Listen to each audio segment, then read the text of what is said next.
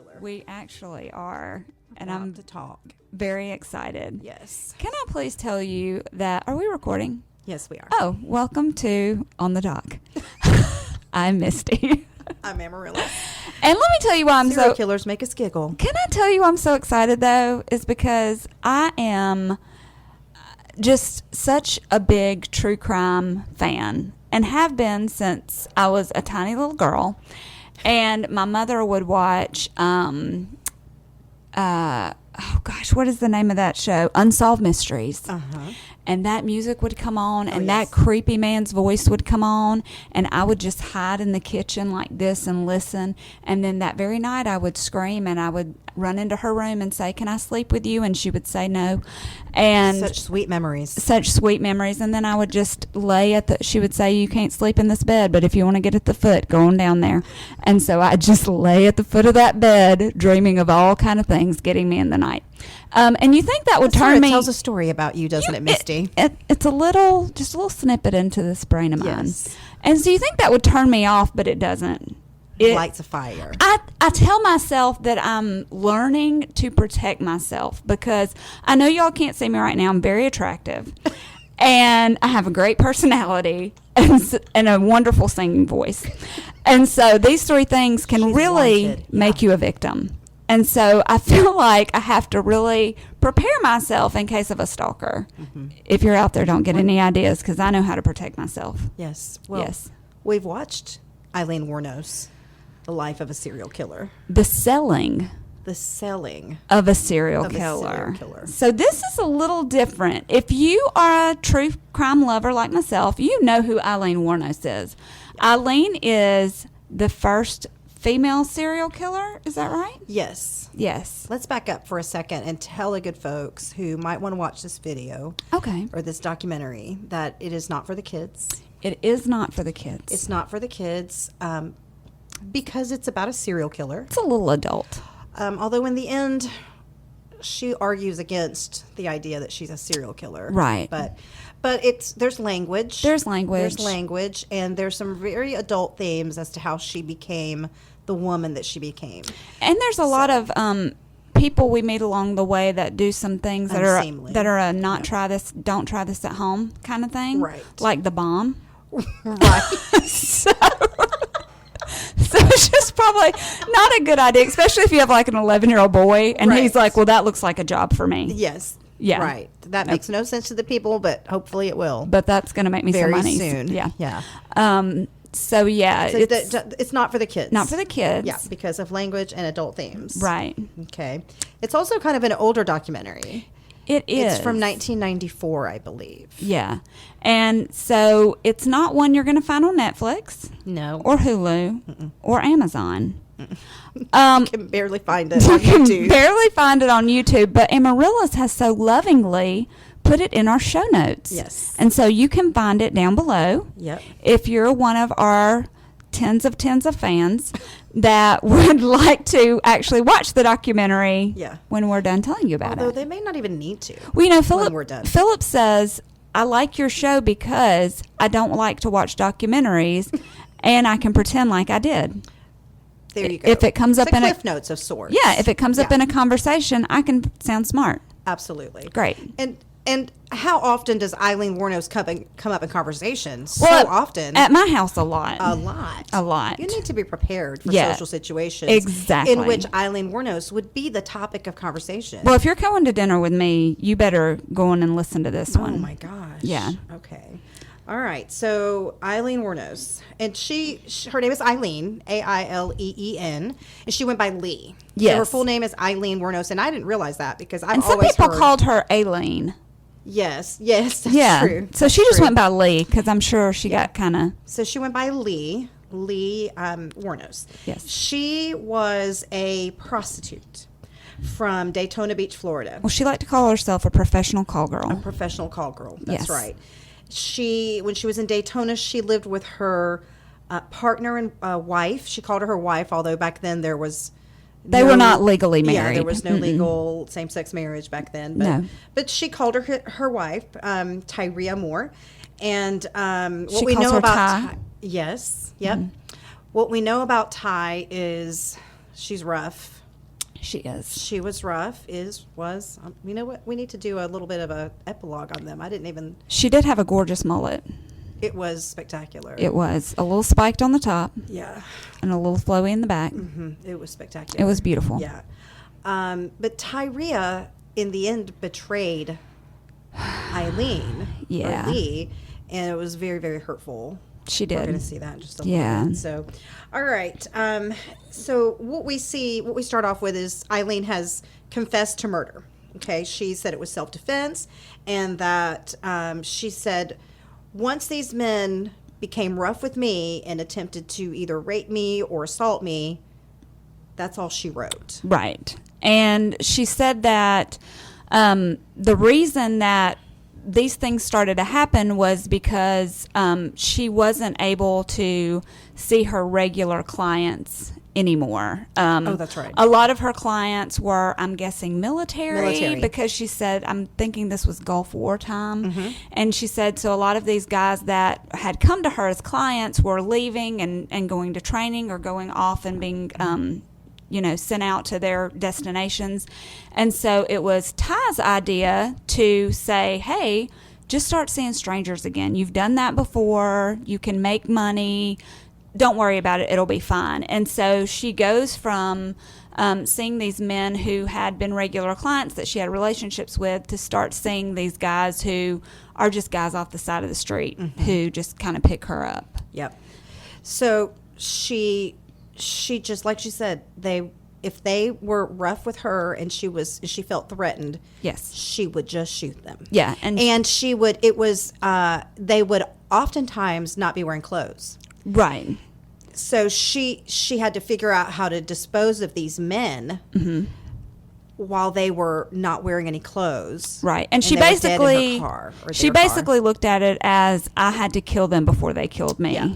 And this is a woman who had been abused from childhood. Mm-hmm. And so you have to understand that I'm sure when she was put in any sort of, not that I am defending her or murder whatsoever, no, but there is always a story. There is always a story behind these people. And so you have to understand that I'm sure that in certain situations you are triggered to believe that you're about to be harmed. And especially when you're in such a vulnerable situation mm-hmm. as in the sex trade business, mm-hmm. Especially with someone you do not know, I'm sure that was not the first time that someone had either attempted or had raped her in the past. Right. Well, she said among the 7 men that she was convicted of killing, right? She confessed to them. She confessed to them all. It's not like it was a question. She didn't try to hide She absolutely did it. Right. But she said 2 of them did rape me, mm-hmm. and 5 of them tried to. Right. And they would have if I had not killed them. Exactly. And that was that. There was in her mind just completely justified. Right. But she and Ty go on the run after the police start to identify that this is a woman committing these crimes, yep. and they even come up with a drawing to identify her. And so she and Ty go on the run and end up to where they've kind of run out of money, and they don't really have a place to stay, and they end up wrecking a car in somebody's yard, and it's this big thing. But in the end, Ty kind of turns on her. She mm-hmm. starts getting questioned, mm-hmm. and she gets scared, and so she decides that she's going to work with the police, and she turns state's evidence. Right. And so in return for her freedom, she gives up Eileen and tapes her and has her confess to these murders. Yes. And if you listen to the confession tapes, it's heartbreaking. It's heartbreaking. She knows what Ty's doing, and she kind of just is like, okay, I'll give myself up for you. Yeah. And you see this a lot in this documentary. The documentary is called Aileen Wuornos, The Selling of a Serial Killer. So they will take you through the crimes, and they will tell you a lot about why she was convicted. But that's not what this is about. That's not really what this documentary is about. It really is about the people in Eileen's life that start to profit from her crimes and from this life that unfortunately she's led up into this, situation. And so Ty really does take advantage of that. And because Eileen loves her and that's all she's her only constant ever wanted, she wants Ty to be free. And so she wants to give herself up, and she does. She goes and turns herself in. All right, so at this point, we meet the two people most responsible for the selling of Aileen Wuornos. And it's really weird. It's so weird. So weird. Okay, so we meet Dr. Legal. Who is her lawyer. Who's her lawyer. He looks like, oh my gosh, Misty, this dude. You know who he reminds me of? Who? Who's the guy that paints? Bob Ross. He looks like Bob Ross. Like a young Bob Ross who's heavier. A heavier young Bob Ross. Yeah, for sure. That's great. And he likes to play a guitar and sing. He does. And all the time. He does. On death row. And smoke a little dope. Yeah, he does. Yeah. And now one of my favorite parts. And extort money. One of my favorite parts was after Eileen gets convicted of her crimes, he decides he needs to sing her a song called "The Iron Lady," and it's basically. I think I'm going to try to find the Iron Lady, and I'm gonna plug it in. Please plug it in plug it in there. Yeah, we're gonna listen to it's the Iron basically Lady. a song about getting electrocuted in the electric chair. And he sings it with the accompaniment of his guitar, his ever-present friend, and says that it brings such comfort to Eileen to hear him sing about her being electrocuted. Let's take a minute and listen to that. Shave his head, then tell him how he feels. The warden comes to say goodbye. Reporters come to watch him die. Watch him as he's strapped into the chair. Have you seen the Iron Lady's charms? Legs of steel, leather on her arms, strapping on a man to die. A life for life, an eye for an eye, and death's the Iron Lady. How amazing is that? I'm sorry. I think I'd be like, sir, could we sing a little Amazing Grace? Could I get something uplifting? Not the waves are about to shoot through your body. An old Iron Lady, strap you down. Iron Lady. I can't with him. He was something else. You could tell. And he just wasn't likable. He really tried to be likable. He was always inappropriately making jokes. Oh yeah. Or jokes at inappropriate times. And I was joking about extorting money, but he liked to get money. Oh yeah. Yeah, the filmmaker was. They were negotiating with a filmmaker to pay them money, and at first it was going to be, hey, we'll totally cooperate. About $25,000. Yeah, I'm going to need that $25,000, and then now Dr. Legal. That I call him that because he had a television commercial. Yes, very. And the services of Dr. Legal is what he was hawking. Right. Yeah. That is something else too. But anyway, so. He's not the only one that's part of this team. There's another lady, and her name is Arlene. Arlene. Not Eileen. Arlene. Arlene. Yes. So to distinguish them, you just say Lee and Arlene. Right. They called her Lee. Right. Also. So you'll hear us say Lee. That's Aileen Wuornos. You hear us say Arlene. Yeah. That's Eileen's adoptive mother. That's right. So, but I know they're not the same age, but they can't be more than 10 years apart. No, not even. I wouldn't think. I mean, I suppose Lee is probably older than we thought. She's had hard living. But they couldn't have been more than 10 years apart. No, not more than 10 years. Yeah. So Arlene is told by the Lord yes, to get in touch with Lee after having seen her on TV. Yeah. And she does. She starts this communication with Lee, and Arlene is a devout Christian. Yes. And she tries to convert Lee, Right. and succeeds bringing her to the Lord, getting her saved, and convinces her, along with the lawyer, to plead guilty, just straight up plead guilty. Yes. No contest. No contest. Yes. Exactly.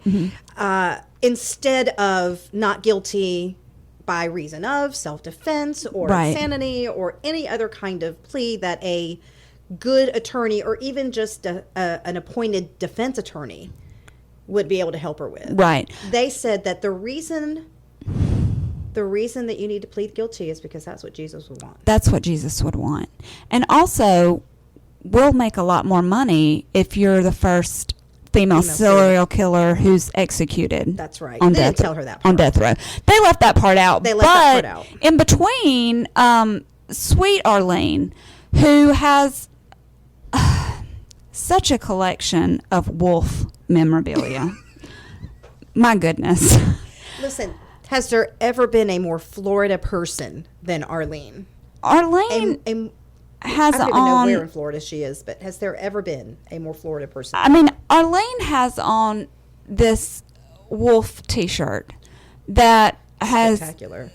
It's clearly airbrushed, and it's beautiful. And she just loves them. They're majestic. Yep. And she has this. I believe it's a perm. That does not look natural. I'm going to go on and say that was a quick set. It was. That was a quick set perm. See the rollers in her hair And right she's now. got the cotton around the rollers to keep the activator. Yeah, oh, the chemicals, in. yeah. Yeah, the chemicals in. Yeah. And she's teased it as high as, I mean, the closer to the Lord. She says that her doctor says that the love of God going through her. She had an accident. She had a terrible accident. She Yes. almost died. Almost Almost died. died. Arlene, we're talking about Arlene. Arlene. She said her doctor, even her doctor, said the love of God going through her toward Eileen saved her after that severe accident. She Yes. survived Yes. because of her love for Lee. And you can contact her doctor. Absolutely. And she would love to tell you about She'll it. tell you, yeah. But not unless you have $25,000. Not unless you have $25,000. Right. That's right. And so basically, Oh, wait, P.S. Arlene adopted Lee. yes, Like legally adopted her. like a newborn baby. Like a newborn baby. Mm-hmm. Eileen Wuornos was 35 years old. Yes. Okay, 35 years old. Mm-hmm. And this woman adopted her. Well, and when you adopt someone that's on death row, you automatically are able to have, I guess, legal, what would you call it? Well, you can get custody of their body once they've Right. died. You have the rights to their body when and they you can die. visit them a lot easier than if you're just somebody off the street. You can also write back and forth, Mm-hmm. and so Eileen was able to send her these poems and handwritten letters and art and Yes. all these things that I think she could magically probably sell for a profit, I imagine she could. Yeah. especially at a higher price after What she's Eileen was dead. That's right. Yeah. So A little something about Lee that we did not mention. She was really, really troubled. Did we talk about that? How troubled she Very. was just as a young girl. she was. She was born in Michigan, abandoned at 3 months, and her father was in jail for pedophilia, Right. where he, at the time of his passing, he killed himself. He was in prison. Right. She did not have a good childhood. Right. And then she was raised by her grandparents, who she also claimed were abusive, and started running away and sleeping outside and getting into sex trade at a very young age, around 12 or 13. And I think by 16, she was on her way to Florida because she had decided, I'm done. I'm done. I'm sleeping outside, so I want to go somewhere warm. And so she did. And so went through a couple of husbands, and not in this documentary, but I've seen several documentaries about Lee Wuornos. And y'all, it really is a sad story. She was a beautiful little girl, even a beautiful young woman. But you can see the life that she led took a toll on her outward appearance and just her life in general. And basically, she spent the rest of her life just seeking affection and attention and love. Yeah, validation from someone. Yeah. Yeah. Yeah, that is heartbreaking, and it's hard. It's always really hard to see that side of people, Right. when they've killed 7 human beings.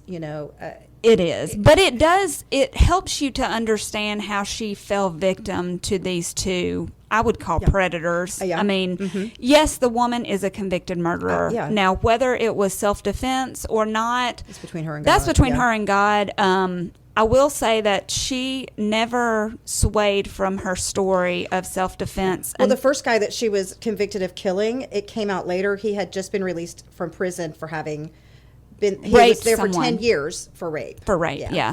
And so until basically she was conned into trying to plead no contest, did she ever change anything? And again, it was just to make these people happy. Yep. And she even says in the documentary, you see that there's kind of trouble between them because, okay, so basically the filmmaker comes up with a number for Dr. Legal and for Arlene, and they decide on this amount of money to do this documentary. And he's like, okay, well, now I'm going to go see Lee. Well, Lee won't see him, and he finds out that Lee hasn't really been seeing Dr. Legal and hasn't really been seeing Arlene because she's starting to realize they just want me to die. Yep. And to the point that she's like, I get it now. Yeah. Now I know why these people were so interested in me. She didn't want to adopt Now me. it's too late. She's on death row. Well, it's too late because she's done what they asked her to do, which is plead no contest. But it's too late. And so tell them a little bit about when the filmmaker finally gets to talk to Eileen. I do want to talk about that, but I also want to talk about when the filmmaker goes to the bar. Y'all, back up. Back it up. Back it up. Back it up. So Lee had a couple of haunts that she liked to stop at. Yeah. And one was a bar. The last resort. The last resort, and boy, was it ever. And so she got to be friends with a couple of people that Yes, They- she did. So they asked about the bartender. Yes. Because he had served her, I think, that night. Yes. Cannonball was his name. Cannonball. He had a beautiful choker CB. that he was wearing Yes. with like a bottle cap embellishment Oh, in front. Oh, yeah. He amazing. definitely got that at a craft fair. It was amazing. That was beautiful. He was about 450, Oh, yeah. easy. Oh, yeah. 6'7". Oh, yeah. Yeah. He could Good guy. have took somebody out real quick. He goes, well, I didn't really know her as well as the human bomb did. The bomb And so knew her real well. we go over outside where there's literally A crowd of people. there's a crowd of people, and there's a man lying down. I don't know what he on was some lying- sticks of dynamite or something. and he blows himself up on screen. Literally A bomb. blows a human himself, bomb. blows himself up. Yeah. So I thought this dude was dead. Oh, I was like, how does this guy survive this? they had to take fire extinguishers to put him out. Yes, and then he stood up and he couldn't. he couldn't walk.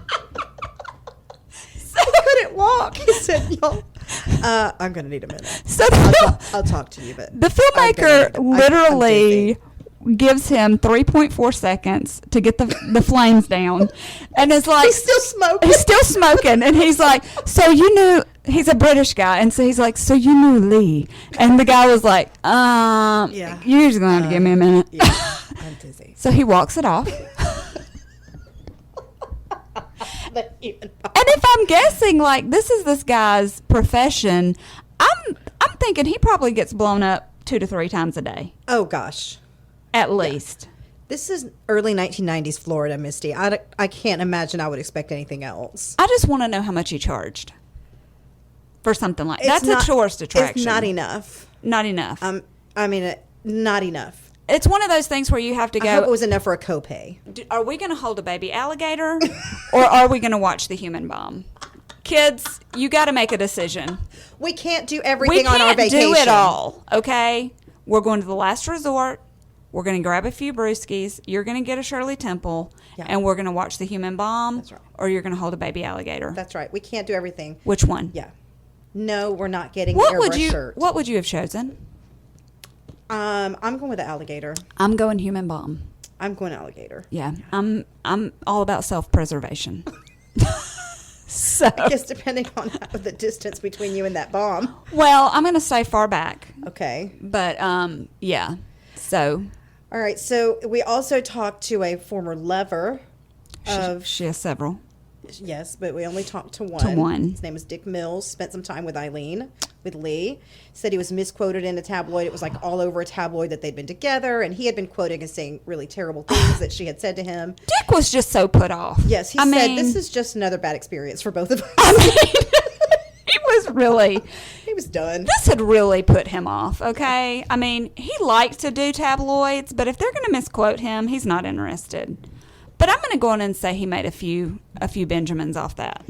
Also, he's made a few poor life decisions beyond that. So Just a few. I didn't feel sorry for Dick. No. At all. No. Okay, so Arlene wants to negotiate an appearance fee to talk to Nick, Right. who's the filmmaker, Right. Nick Brumfield. Mm-hmm.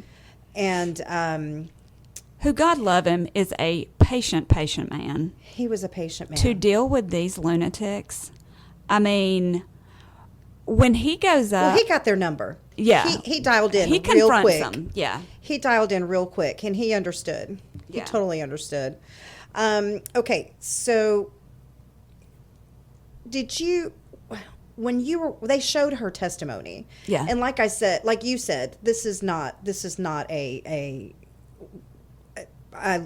Aileen Wuornos crimes documentary. No. But she is a so-called serial killer. Right. And they did show her testimony, and Yeah. it was devastating. It was. It was so sad. It was sad. And I believed her. Like, I believe her. Yeah. She's a sympathetic character, Right. Right. which is, it's so weird when the killer, the person who kills somebody becomes that. Yeah. You know, but she's obviously someone who the world threw away, Oh, yeah. and she was just trying to fight. And it was for as long as she could remember. Like, she'd never had anyone there to advocate for her. And so when she's going through these trials, you know, you can tell she wants somebody on her side. And Yeah. so I think that's one of the reasons it was so easy for her to fall into, This you trap, know, yeah. this trap with these two people. And Buddy, were they there Oh yeah, they were there. rooting her on? So, yeah, because Steve kept saying, if she doesn't plead guilty, I'm not going to be able to defend her. Oh no, mm-mm. Yeah. No, there's no way. And they also told her, you know, if you don't plead guilty, then the police are going to make money off of a film. They're going to be able to do this movie, and they're going to make all this money. And so if you take away them doing all of these trials, you take that power away from them. Yeah. So basically, they lied to her. They lied to her. Yeah, 'Cause and that's so the exact opposite of what and that happened. was one of the things that she was so adamant about, was that the police had railroaded her. Yep. And that they had hidden evidence, and they had gotten rid of tapes where she had, you know, given them evidence and all this kind of stuff. And so anybody that told her, you know, if you do A, B, and C, it'll prevent these bad men from making money, she was all about it. She was just taken advantage of from Yeah. beginning to end. Right. The beginning of her life. I Right. mean, not even just the beginning of this whole adulthood where she made such bad decisions. She was taken advantage of top to bottom. Right. Then she gets convicted, and it's just one conviction after another in a different county. Yeah. And she's also her own worst enemy. she is. I was just going to say. She is. She said, I'll be up in heaven while y'all are rotting in hell. Uh-huh. She told the judge, may your wife and kids get raped right in the Yes.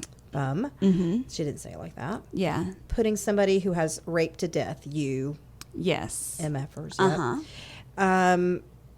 She was, she was like a caged animal, like a, that's not the right way to say that. She didn't really have anything to lose. Right. Yeah. She had nothing to lose. She had nothing to lose. She had nothing to lose. And I guess after so much abuse and living that type of life, and then this is where you end up, like you said, it's kind of like, well, there's nothing left. Yeah.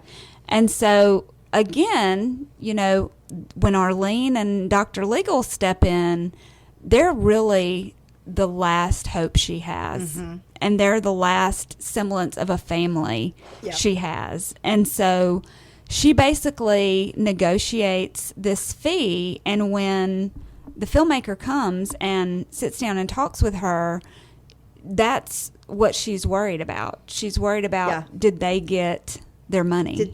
Well, she also asked him, did you pay them more than what we agreed? Because she thought that they were lying to her. She's starting about that amount. She's starting to realize what it is. Yeah. And he asked her, he was like, how much of this money do you actually get? And she was like, nothing. Not very much. Pretty much. I mean, I don't even think you're allowed to spend that much. That's the other thing is Steve Gleason, not Gleason, he's a football player. Steve, what is his last name? I want to make sure that we know his last name because he's an awful, awful person. But Steve, whatever his last name was. I'll Dr. Legal. Dr. Legal. He said, there's a son of Sam law. Do you know what the son of Sam law is? That means that you can't provides profit. that you cannot profit off a crime that you've committed. Right. And he said that's not an effect, which is not true. I don't think that's true. Not true. Yeah. So this dude was shady. Oh, yeah. Shady. And old Arlene followed right behind him. Oh, gosh. Anything he said. He's my lawyer. He's my lawyer. I can't talk to you without my lawyer. Mm-hmm. And also my, what did she call him? Her, like her her agent. Her agent. Yes. That's her agent. Her agent. I mean. Yeah, that's unbelievable because by this time, Aileen Wuornos was famous. Oh, yeah. Nationally famous. They were making movies. Yes, movies and books and, in today's day, there'd be podcasts and documentaries and all kinds of stuff. They were profiting. Yeah, exactly. So she had something to bring to the table. It's around this time that Tyria tapes those confessions, and they're used as part of the testimony. Yes. All right. So enter Brian Jarvis. Mm-hmm. Brian Jarvis. I don't know if you remember him exactly. He was the investigator at the police department. Yes. And he starts looking into Aileen Wuornos and Tyria. Mm-hmm. And he discovers that there is a relationship between Tyria and two different police officers in his precinct. Right. They've conspired to make sure that Aileen pleads guilty, mm-hmm. gets convicted, so that they can sell their story. Right. And that's when Brian Jarvis's home gets broken into. Yeah. He gets demoted. Right. He gets threatening letters. Mm-hmm. Leave this alone or your family will die. Right. Type letters. And there's not a thing he can do about it. No. Not a thing he can do about it. No. Now he's, at the time this was filmed, Brian Jarvis and Michael McCarthy, who's an author, were writing a book about the whole thing together. Mm-hmm. And so, he'll be able to get his story out. Somebody trying to profit off of Aileen Wuornos. Yeah. Even though I think, I think Brian Jarvis saw an opportunity, but not at her expense, where the other two were doing it at her expense. Oh, yeah. Mm-hmm. Do you know what I mean? Yeah, I think he was more about his experience and what he uncovered. And it was more of his story than hers, which was what everyone else was profiting off of. Dr. Legal, we see him all the time. Y'all, he is singing. Dr. Legal, he's like us. He just likes to sing. He does. He loves to sing. He makes up songs about being a lawyer. That's right. And plays that guitar and rides around in that car. And I don't even know how he can find Lee's file because he's about as messy as I am. Oh, my gosh. Wow. Yeah. I noticed he had a wedding ring on, too. We never saw his family. I wouldn't want to be seen either. I want no proof. But I do want to see what Mrs. Legal looks like. I would be interested, and I would want no part of ever No. being seen as No. part of that mess. He could straight up be on Hoarders as well. Oh my gosh. Yeah, he was something else. We need to kind of do a deep dive on them. I didn't think to look up what happened to them. Yeah. Because it's been 30 years. Oh, gosh. 25 years. Well, I'm afraid that Arlene's been eaten by a wolf. Because she loved them so Or one of much. those horses. Or one of those horses. Good grief. That woman was working all the time. She said to Eileen when they were trying to talk her into pleading guilty, "You're killing your new mother with all these trials." Yeah, but you then believe that? But then on the back side, Eileen's like, they're over here giving me ideas of how to commit suicide, how to kill myself, because they're so scared that I guess she wasn't going to get the death penalty, that they needed her to die anyway. Yeah. Because I mean, what do you make more off of, a living serial killer or a dead one? That's right, a dead one. A dead one. That's for sure. Yeah, because they're not going to be able to interview her. They're going to interview you because you knew her when. Yep. And so, they pretty much railroad her into pleading no contest, but she gets their number.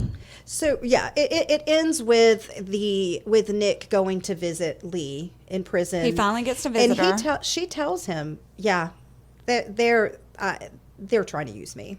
Yeah, I get it. Mm-hmm. I get it. They're trying to use me. The reason we did this was because somebody needed to claim my body, and she wanted to come visit me. But yes, they're not.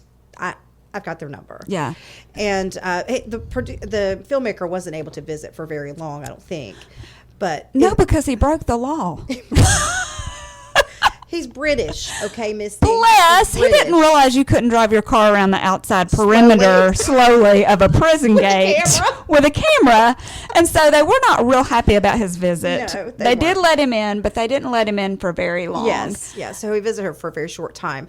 And then at the very, very end, we see that those cops that had been in collusion with each other and Ty, nothing happened to Ty because she gave up state's evidence and she wasn't part of the police force. She's fine. But the two policemen did get fired. But now let me tell you, so you hear Lee talking about all these things, and as much as she is her own worst enemy, she's not a stupid woman. No, I mean, she's not. she's intelligent. But the way that she kind of tells things makes her sound like she's a little crazy, a little loopy. But then at the end, you find out she's totally right. I mean, she tells Nick, she's like, are you going to do any kind of investigating? Because I'm done. Otherwise, unless we find some evidence, there's no way I can get a new trial. And so he's like, I'll do my best. And he told her. She told him. Yeah, and she told him. Evidence. She said, "Here's where you find the evidence for these two cops. Find that, and I can maybe I can get a new trial." And so at the end of the documentary, you see Nick, and he keeps his promise. Like, he finds out that these two cops, nobody want to talk. Find to this Nick. evidence, and nobody want to talk to Nick. They're locking up public buildings to not let him in. Are locking it up. And you hear him leave message after message. And the guy's in a meeting, the guy's doing this, the guy's out of town, And it's just, it ends in that way of, okay, maybe she's right. Maybe she is right. And so I like it in the fact that I'm left going, okay, is everything they say about her true? Or is there some conspiracies? Well, it just humanized Aileen Wuornos because she's legendary, right? Oh, she killed 7 men. Her movie's named Monster. Yes, they called her She's Monster. a monster. That was a nickname. Right. And she's legendary for having killed 7 men. A woman killing 7 men, separate men. Right. Different times. Mm-hmm.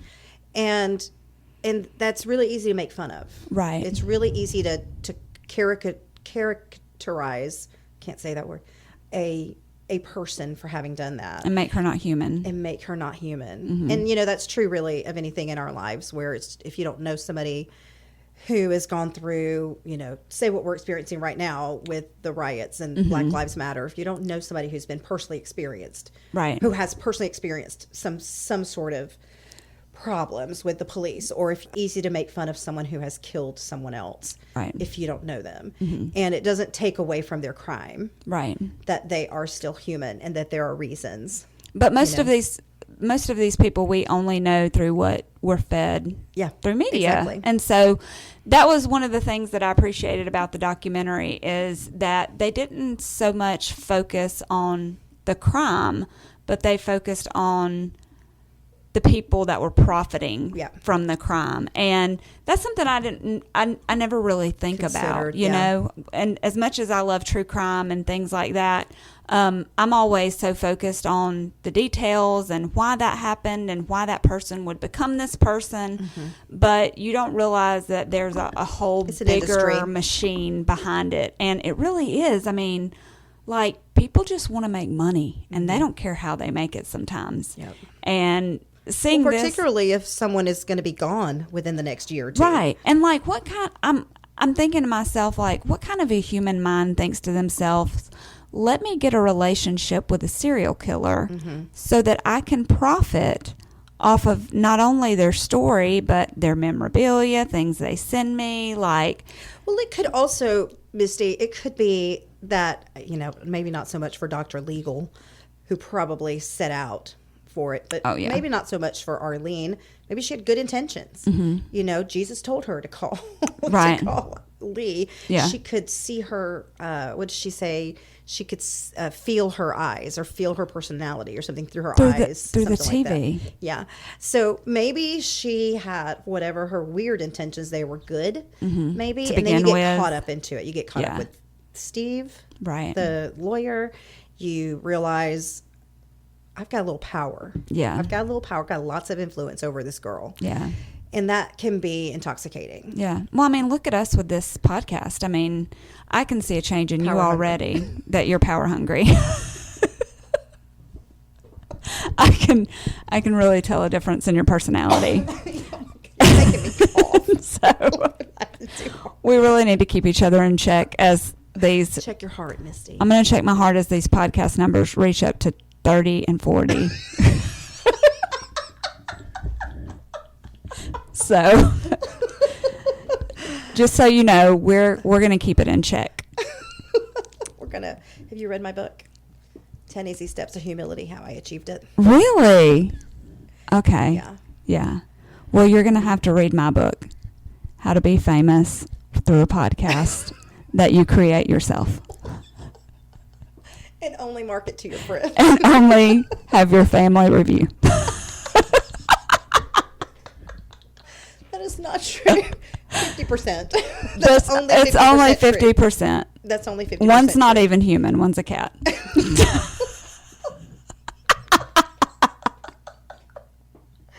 All right. This Things is have how gotten out of control. This is how real we are. Things have gotten out of control. We have to keep it real. I just started it back. Okay. Thank you for listening to On the Dock. All right. Yes. Thank you for listening. I don't know what we're doing next, Misty. We'll have to figure it out. Oh my goodness. Didn't you do a poll? I did do a poll, but the results are not in yet. The results are not in. But let me tell you something, guys. If you will do us a quick favor, go ahead and hit that subscribe button. Go ahead and rate us. We'll accept anything 5 stars and above. And Stay home if it's lower than that. stay home if it's lower than that. And then also, if you could review us, that would be awesome. I can leave my pets alone, and they can stop trying to type with their little paws. Stop calling my mother. Stop asking my Asking my daughter to do it. cousin. Yeah. So If my mother does it, it'll be a review in Spanish. I would love that. I would love that. I mean, we're going to be worldwide soon, so we That is true. we have It'll to be get, multilingual in yeah, no time. we have to get used to it. Get some Google Translator on there, but It's true. yeah. But if you like it, leave us a little review. If you don't, mind your business. That's all she wrote. That's all she wrote. Thank you.